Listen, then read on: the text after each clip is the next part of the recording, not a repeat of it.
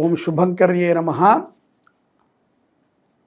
అక్షయ తృతీయ చాలా విశేషమైనటువంటి పర్వదినం. అత్యంత విశేషమైనటువంటి పర్వదినాలలో అక్షయ తృతీయ ఒకటి. ఈ యొక్క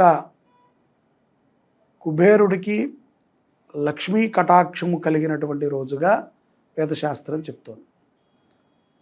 చాలామందికి అపారమైనటువంటి మక్కువ ఉంటుంది కాబట్టి జనరల్గా తృతీయ రోజున ఏ వస్తువులు కొనరు. తిథుల్లో పాడ్యమి, విధియ, తదియ అంటే తదియ అంటే మూడోది, దాన్ని తృతీయ అంట.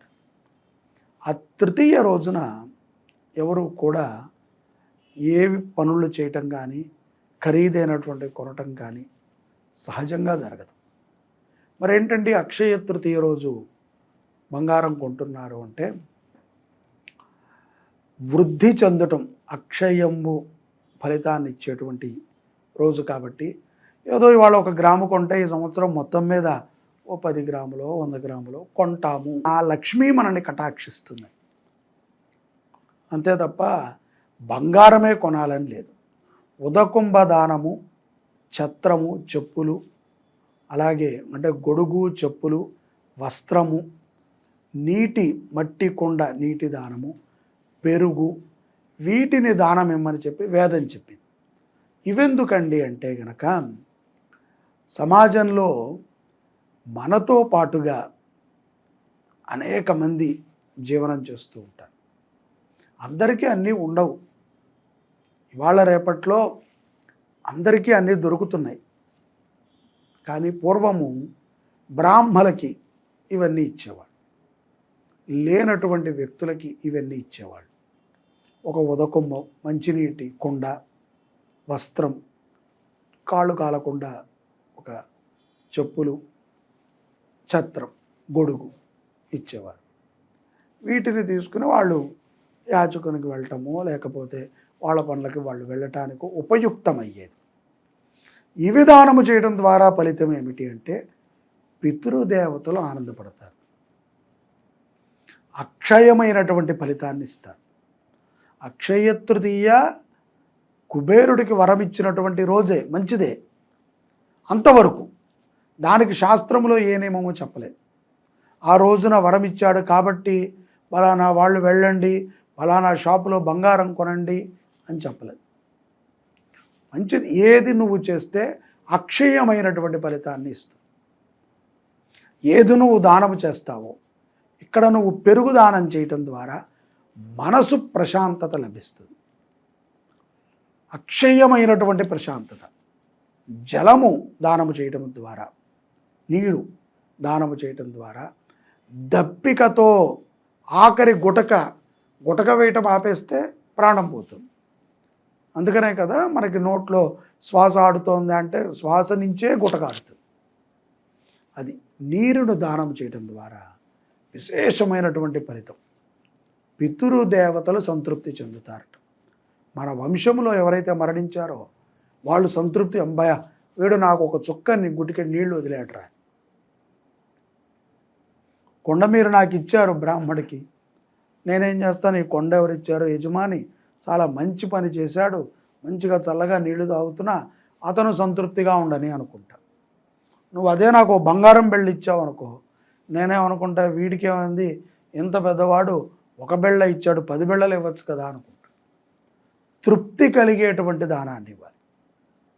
కాళ్ళు కాలకుండా, ఎండాకాలం కాళ్ళు కాలకుండా ఎక్కడికి వెళ్ళినా సరే సుఖమైనటువంటి చెప్పులు ఇస్తే, అబ్బా మా యజమాని మంచి చెప్పులు ఇచ్చాడండి అని, ఏదో 100 రూపాయల చెప్పులు ఇస్తే ఎవరు వేసుకోరు కదా, మంచి చెప్పులు ఇచ్చాడండి, కాళ్ళు కాలకుండా ఉన్నాయంటే ఆయన కారకుడు. అప్పుడు తృప్తి, నీకు అక్షయమైనటువంటి ఫలితం. నెత్తి కాలకుండా ఉంటే అప్పుడు స్మరిస్తాడు, అబ్బా వాడి చల్లగా ఉండని, నీడ పట్టున ఉండని, అక్షయమైనటువంటి ఫలితం. భోజనం, వాడికి సంబంధించిన భోజన పదార్థాలు దానం ఇవ్వటం, అక్షయమైన ఫలితం.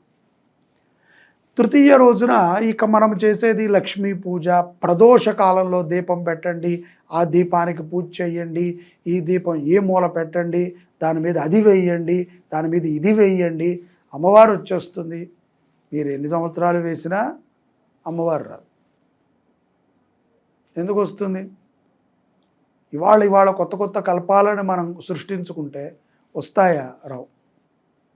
అక్షయ తృతీయ రోజున దానము, ధర్మము, యజ్ఞానికి కూడా అంతే ఫలితం. యజ్ఞము కూడా అంతే. ఒకసారి శ్రీ సూక్త హోమం చేస్తే అక్షయ్యమైనటువంటి ఫలితం.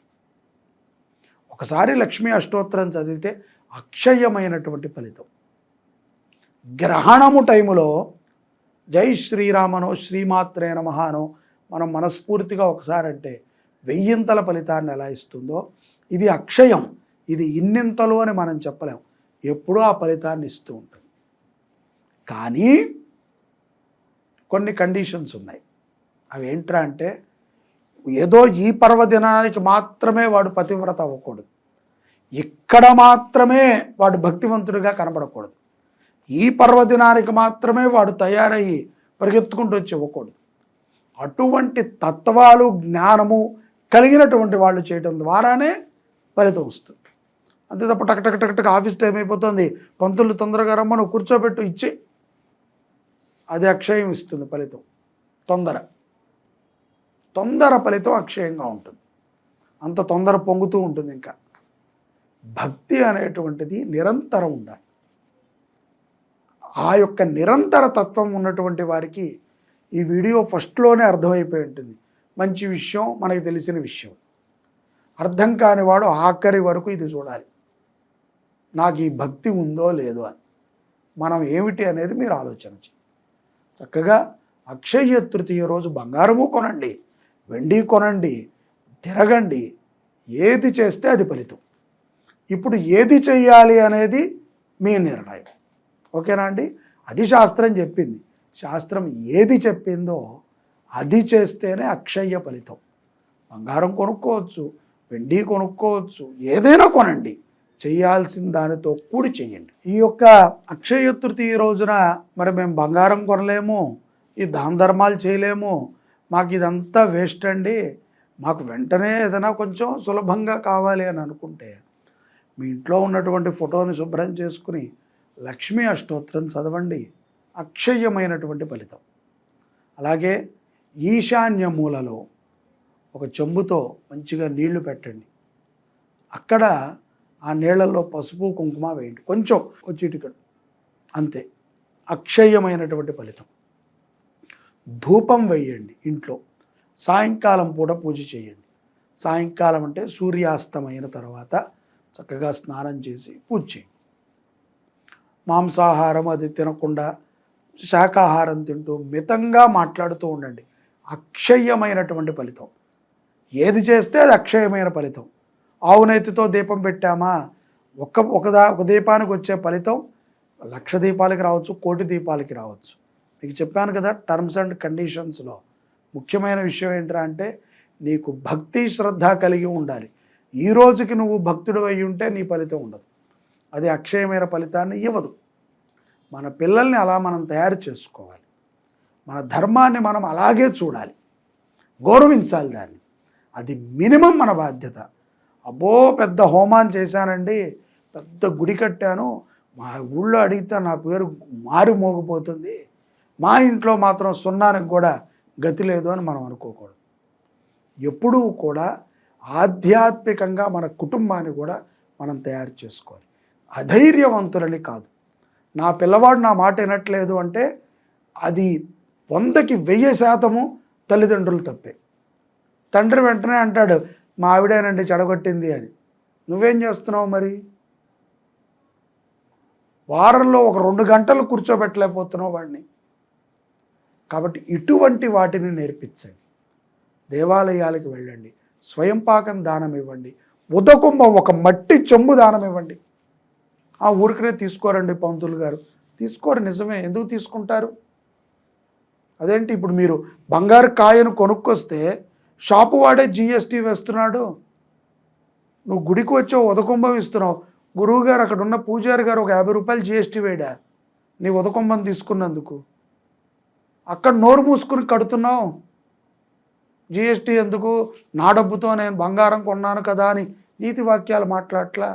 నువ్వు గుడికి రాగానే పూజారి నుంచున్నాడు కదా, సంకల్పం చెప్పించాడు కదా, మినిమం రెస్పెక్ట్ చేయవు అంటే నీకు తెలియదు. అందుకనే నువ్వు ఇంతవరకు ఈ వీడియో చూస్తున్నావు.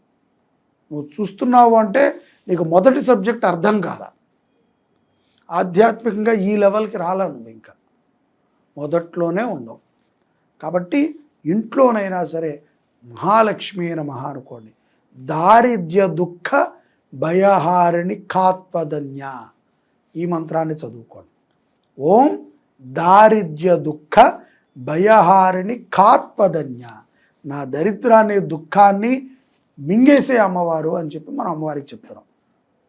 దారిద్ర్య దుఃఖ మొత్తాలన్నిటినీ కూడా తినేయమని, భయాన్ని దారిద్ర్యాన్ని దుఃఖాన్ని అమ్మ కాత్వ తినేసే తల్లి అని అగ్నిహోత్రంలో వదిలేసినట్టు వదిలేయటం. కుదిరిందా లక్ష్మీ హోమం చేయించుకోవచ్చు, కమలాలయ అర్చన చేయించుకోవచ్చు, మంచిగా భక్తిగా చేయించుకుంటే పుణ్యమే. కుదరలేదా ఓం దారిద్ర్య దుఃఖ భయహారిణి కాత్వదన్య, దారిద్ర్యాన్ని దుఃఖాన్ని భయాన్ని తిని. దేని గురించి భయం?